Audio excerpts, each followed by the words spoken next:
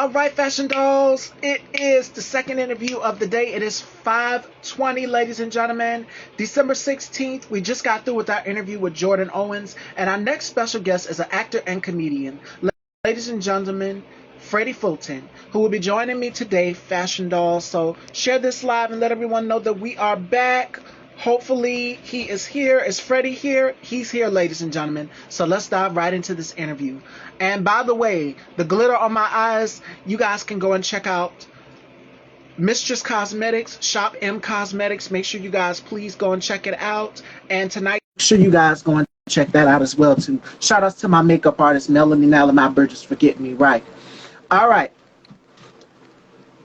Hello, hello, hello. Welcome to the house. How are you? I am good. How are you? I'm doing excellent. Yourself? I am doing well. Can't complain. Can't complain. We here. It is such a pleasure to have you here. All right, ladies and gentlemen, our very special guest, Freddie Fulton. Let's dive right into this interview. This is our second interview. So you attended Drake University and you were born in Little Rock, Arkansas. Tell us a little bit about it. I was, goodness gracious. Arkansas is the natural state, so it's just a beautiful thing to bring up. And most of my art, even now, it just goes right back to those days that I spent in Little Rock. I think of my friends, I think of my family. So it's mostly rooted in that. Definitely a Southern boy. And then being transplanted into Des Moines, Iowa to see my first winter, my first real winter. That blizzard was a crazy thing. And so to experience snow like that was a different thing. But it was still beautiful. Like it still was nice. The community in Des Moines is so vibrant. I love all the connections that I have back there, which is amazing. Yeah. Okay. I hope I answered the question. Yep. And Drake University, you attended Drake University, so tell us a little bit about that, your experience there. Drake was, it was its own little bubble at first, and I think like you get like a tight knit group, which is very, very fun. You get to learn and lean on each other, and love on each other a lot.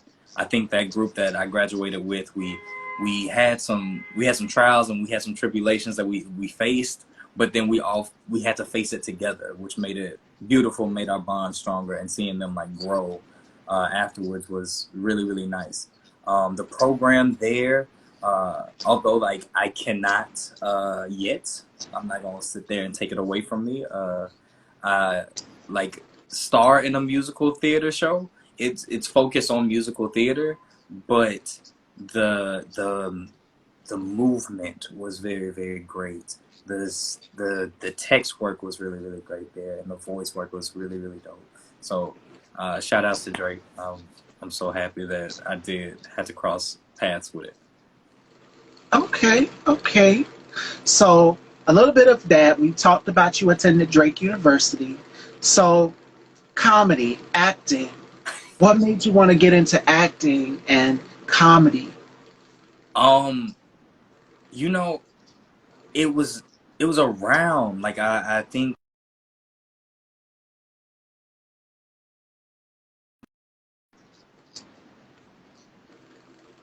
Am I paused, you guys? Did I freeze? Oh, is it me? Did I freeze, you guys? Am I good? We good? Am I back? I think, okay, I'm just gonna continue. Okay, go ahead. Um, yeah, it was around. I think one of the first people that I saw that just hit it out of the park, that I always give credit to. My mom allowed us to watch a lot of Whoopi Goldberg, and so Whoopi was that one for me. We watched everything. Now I know people like cling to The Color Purple, they cling to The Ghost, and we had those, and yeah, we watched those, but I'm talking Jumpin' Jack Flash. I'm talking the Accountant. I'm talking about going even up until her Christmas special on, it was either VH1 or Lifetime, where she did. It was called Call Me Claus. It Uh, was Lifetime. I remember that one. that Mm-hmm. come on now. That's we still watch it to this day. And so to see someone be in both areas was just a beautiful thing. To see this naturally funny, gifted person command the stage, and then also being able to teeter on into a dramatic role. It was just phenomenal. Um, so that was always good. And then seeing people laugh around me was always funny. My family is full of storytellers. Like, I don't think any of them touch the stage in acting, but the way they tell stories is just mesmerizing. And so I was like, oh, I'm gonna try this. I'm gonna try to act in a show. And I did it in high school, and it stuck with me ever since. Okay, okay.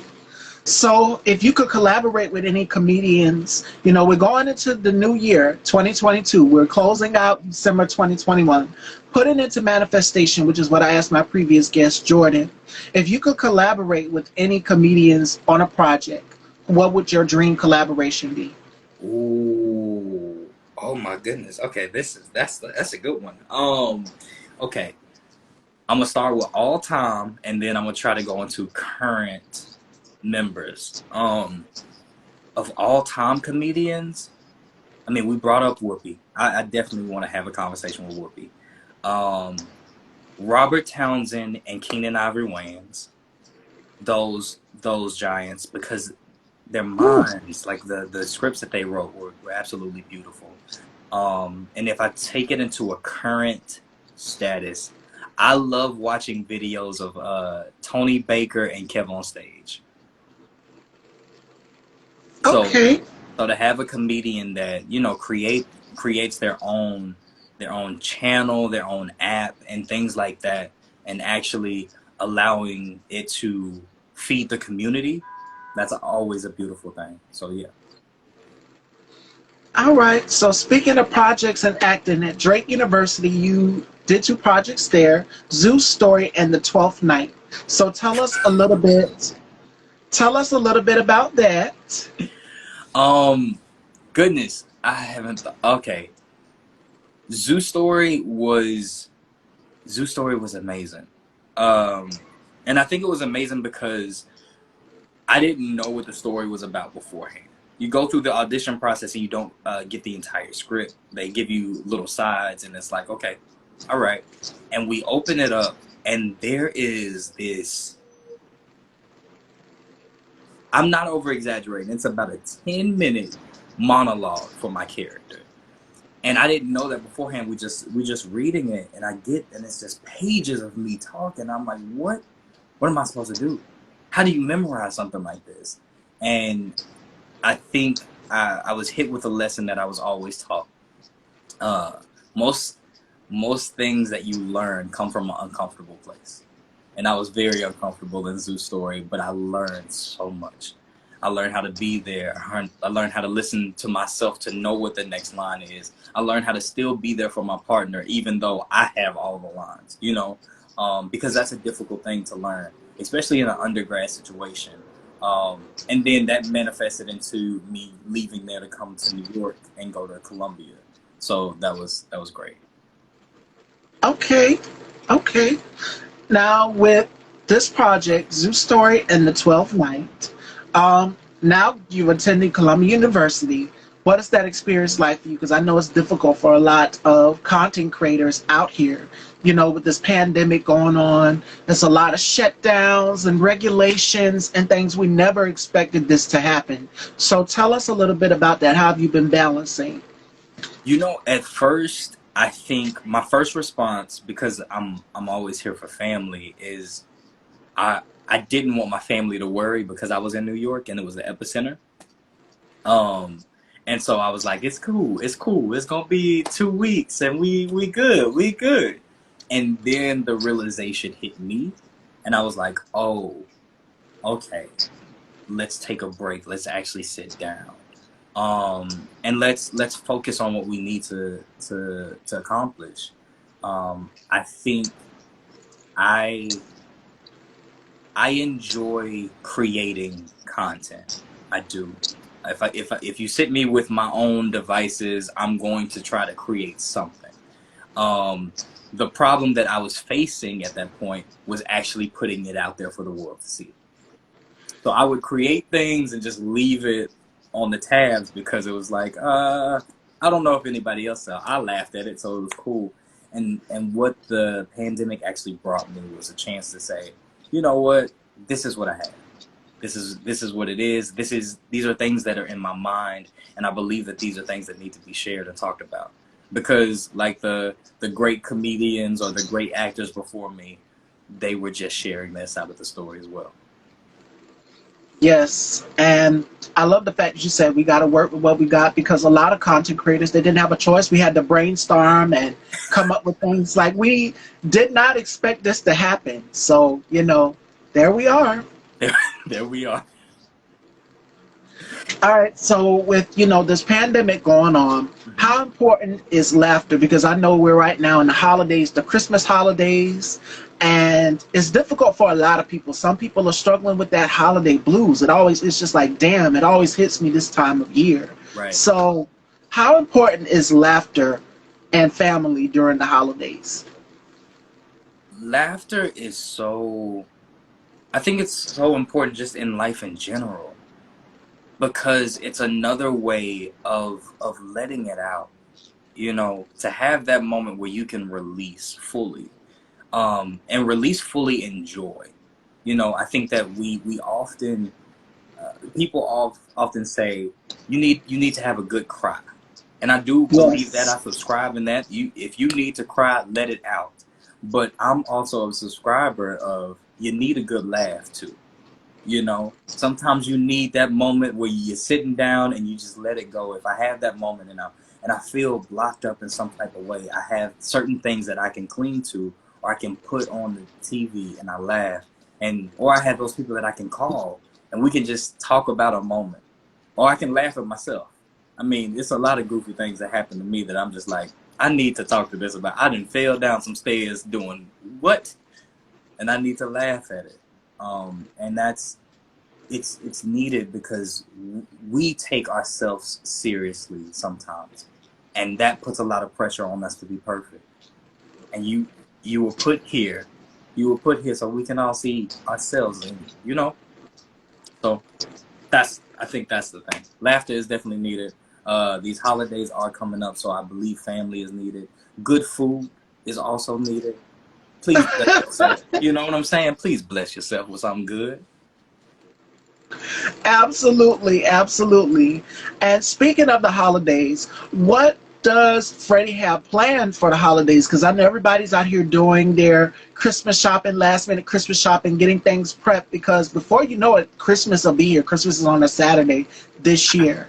So it's wild how fast Christmas came. You are yes. Right. I'm gonna spend it with family. I get to see my family. I get to see my nieces, my nephew. It's always good to be around them, especially because now they're getting older, and it's just nice to see them. My mom, my pops, my sisters, and we're gonna eat real good. We're gonna eat real good. That's the best feeling. So in your downtime, when you're not content creating, what is Freddie up to? What does Freddie do in his downtime? When I'm not content creating, I try to stay active. I like to play sports. It also informs me. I like to shoot a basketball every now and then, just because it helps me work on form and thinking through acting. What else do I like? I like to cook. I mean, we talk about food. Now I'm sitting here just telling you how fat I am. That's what it is. This is a conversation of how fat I am. I like to cook. I like to clean. And then if there is something good, I like to watch and be inspired. If there's a good show, if there's a good movie coming out, even now, I got a ticket for 1:00 a.m. to see Spider-Man tonight. I'm so excited about that. I'm so excited. So yeah, just finding little things to bring joy to myself and to the people around me. So those are the things. Spend time with family, spend time with friends. Yeah. And read. I was Oh, looking so around you're a at books bookworm and then too. I love to read. Mm-hmm. yes. I also have to like give respects because one of my favorite authors has just recently passed. Yes. Uh, so in honor of Bell Hooks, I had to pick up all about love again and start that journey to read those words again. So it was just yeah. Oh, my condolences goes to her family. It was such a shock, and her work was so prolific. Like she just has such a mind of her own. Ugh. Oh my God. It it's beautiful at how I believe she expressed that she was just a seeker of love. And to be that, and to showcase that, and to give us all a torch of that, you know, it's it's a beautiful thing about life that you can light the torch for so many people. And I think like when we talk about the art that we create, or when we talk about moving in our purpose, doing the things even in the midst of a pandemic, you still are sparking someone's torch, or you're still able to. Absolutely. 100%. Life is so short. It can be cut so short. So my condolences goes to her family, and it's the holidays. My goodness. My heart goes to anyone. Whew. Okay. So we're gonna get a little bit lighter because that was heavy. That just we wasn't expecting the loss of Belle yesterday. So, my condolences go to her family.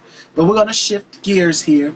Going into 2022, the next year, we will be closing out December 2021, going into a whole new year, a whole new month of January 2022. Is there anything that you would like to put out there and manifest going into 2022, the new year? Oh, yes. My I the season that I have been in the planning season, I've been writing some things that are going to come into fruition in 2022. Um, Right? so those are the things that I will speak. And then I've also been in the seedling area in some acting where it's like I've been in some theaters. I've done some regional theaters, but I know that 2022 and later on, we're gonna have some blooms. We're gonna have some blooms.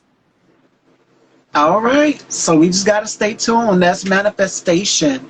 And speaking of manifestation, it is about that time, fashion dolls. The moment you guys have been waiting for. The Rapid Five Holiday Edition. And this is where Freddie has to tell me 5 things that he can't live without for the Christmas holidays. And the next one, Miss Stevie might get a bag of coal in her stocking. When we play Turn the Tables, and this is where my guests get to ask me questions, uncensored and unfiltered. Again, my heart is beating very, very fast because I do not know what Freddie is going to ask me. So, Freddie, 5 things you can't live without for the Christmas holidays. Um, Sweet potato pie. Jackson 5 Christmas album. Um, whew, oh my goodness. Oh, this is tough. This is tough. Oh no. We're gonna have a brisket. That's good. I need that in my life.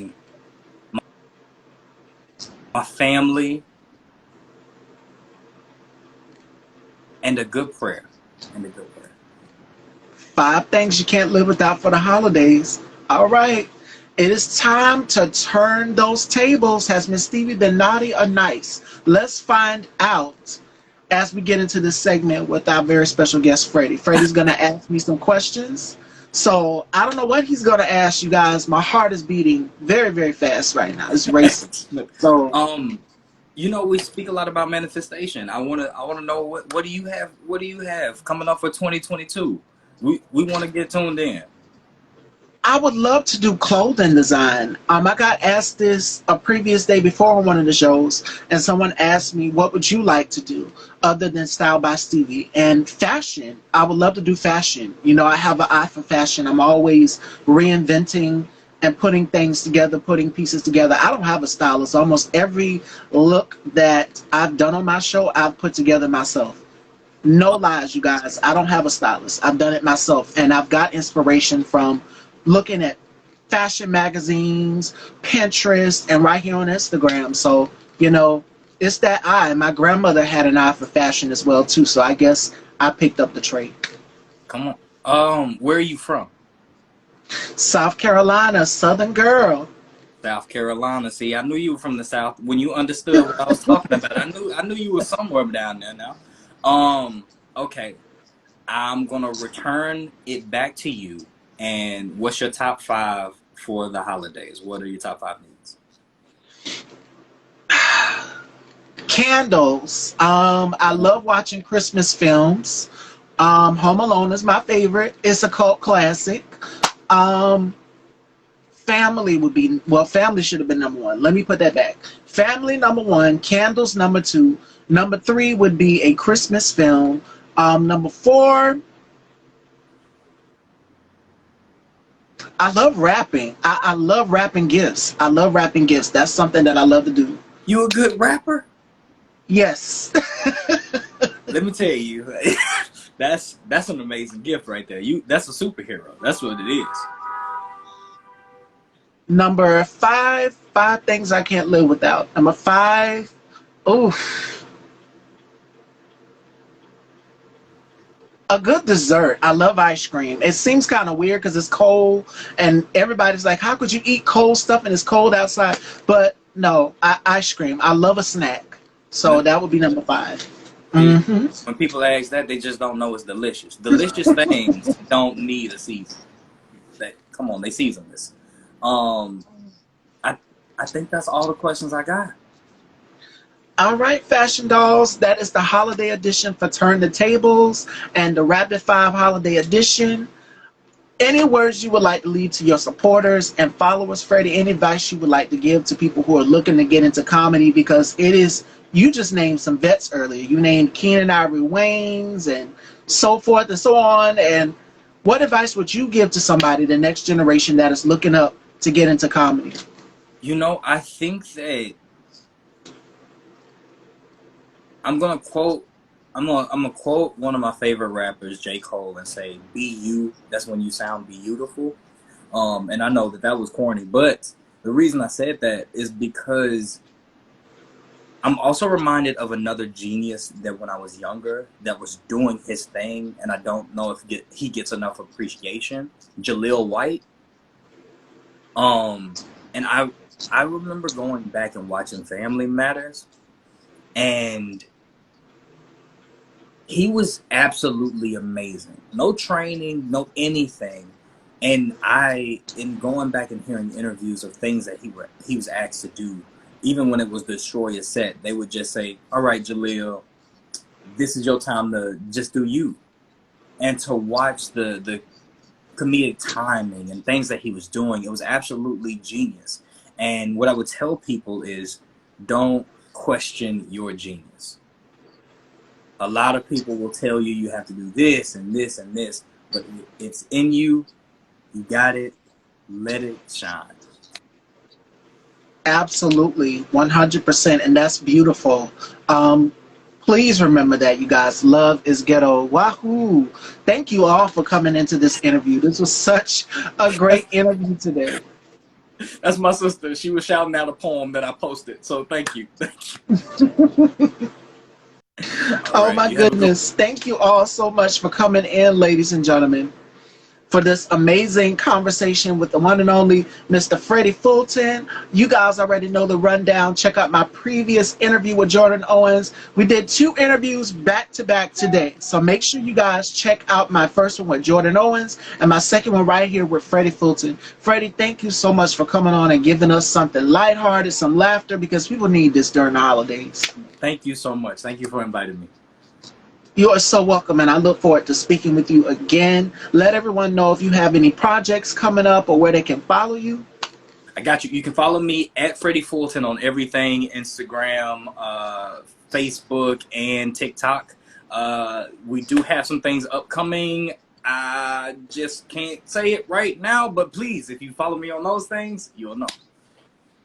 All right, fashion dolls, thank you all so much for tuning in to Style by Stevie Daytime. I'm your beautiful hostess, Miss Stevie, and we will see you tomorrow, ladies and gentlemen. Take care, everyone. Y'all be safe out here during the holidays. Y'all know these Christmas sales and people crazy, running people over with buggies and stuff. So please be careful. Please. Y'all take care.